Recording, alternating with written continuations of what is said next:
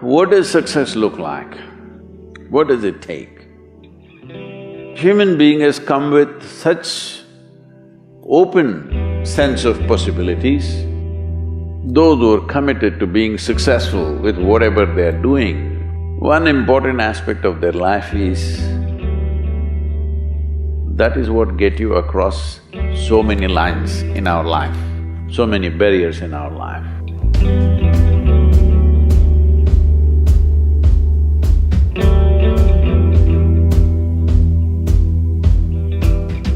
This happened in your school, maybe later in your university, later in your work. It's happening to people, maybe not everyone, but to a whole lot of people. Their commitment to success is weak. They want to succeed, they will take 3 steps, then something little interesting happens here, they will go away here, they'll go away there, they'll go away there. Hey, I want to live, huh? Their commitment to success is weak. Either situations around them in some way, situations can impede you from doing what you're doing very easily. Many times it happens to everyone. But when this happens, people weaken their commitment for their success. Maybe physically, they'll feel little weak, they will weaken their commitment to success. Maybe their emotions slosh around a little bit, they will weaken their commitment to success. This is very important right now. So our commitment to success should not weaken because there is social drama going on or physiological drama or psychological drama, whatever happens, your commitment to success should not weaken. That is what get you across so many lines in our life, so many barriers in our life. So, what does success look like?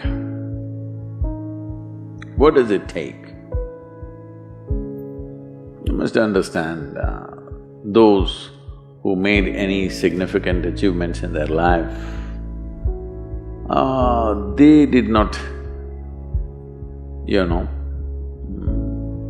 I don't want to take any personal examples of anybody, I'm trying to avoid obvious things that are coming to my mind. Well, I know family and friends who always have their breakfast on time. And after breakfast, of course, they must have coffee. After coffee, of course, they must light up a cigarette and sit there nicely because they're trying to become peaceful.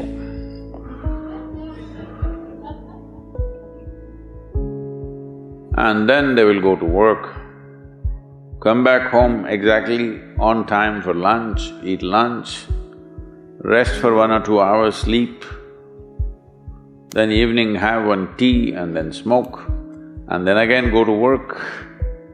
And 8 o'clock, 8:30, they're back home for dinner and then maybe other things, drink and this and that and whatever. Well, that's their priority. It's fine, I'm not complaining, it should not be that way. But those who have been very successful, either in music, sport, art, business, spiritual process, doesn't matter what, those people never know when they ate, when they slept, when they got afternoon rest. I've not seen such a thing in my life. So, those who are committed to being successful with whatever they are doing, one important aspect of their life is they're not settling down wherever it's a bit comfortable. Because comfort will happen when they lower you to in the grave, very comfortable you are, Have you seen how comfortable they are? Once they're dead, if you throw them there also they're comfortable, if you lower them they're comfortable, even if you burn them. Right? Yes or no? Comfort will come.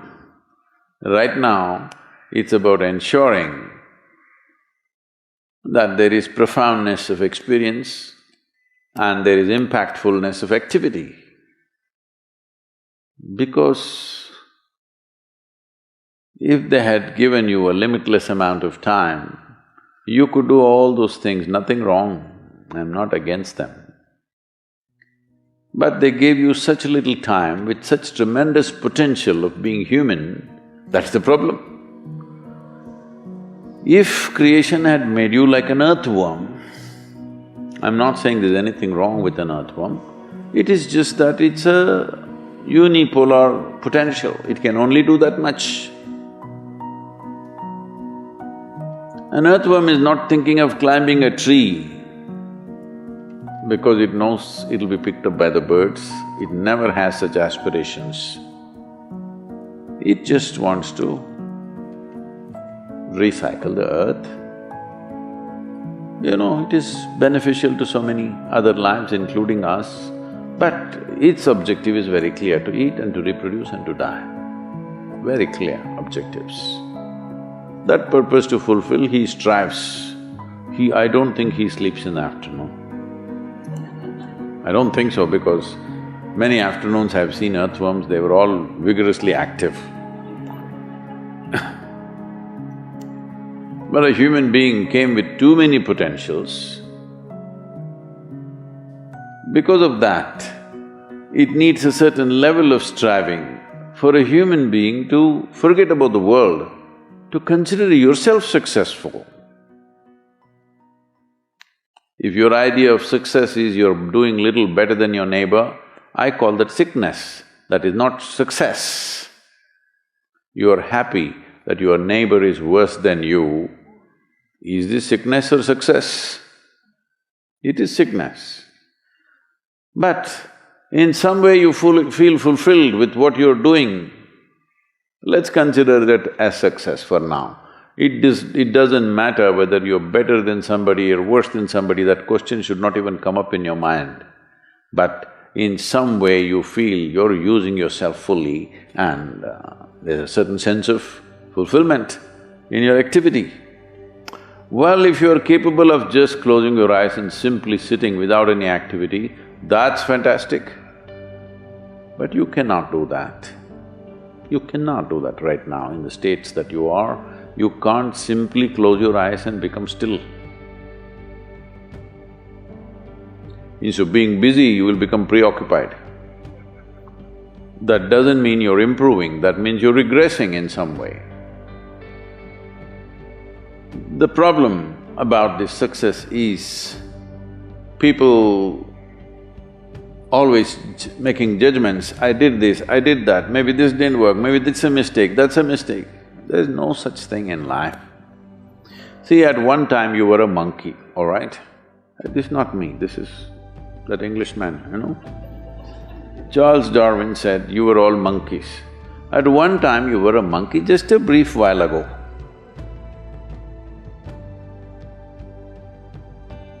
Was it a mistake that you committed, that you were a monkey? Or was it just a certain stage of evolution? Was it a mistake or was it just a certain stage of evolution? Similarly, since you were born, because as a human being, you're born largely unformed, unlike other creatures. Other creatures, if they are just… their food is taken care of, they know what to do with their life. Because human being has come with such open sense of possibilities, you come unformed, you don't come fixed. You have to fix yourself. Different people throw different types of balls at you. From all over, your parents, your teachers, the school, the neighbors and the society and the world throws all kinds of things at you. To gather all this muck and make something worthwhile out of yourself is your business, that's your success. It doesn't matter whether somebody thinks you're worthwhile or not, you feel you're a worthwhile life. Good enough for now. World may not recognize, it doesn't matter, but you know you're worthwhile.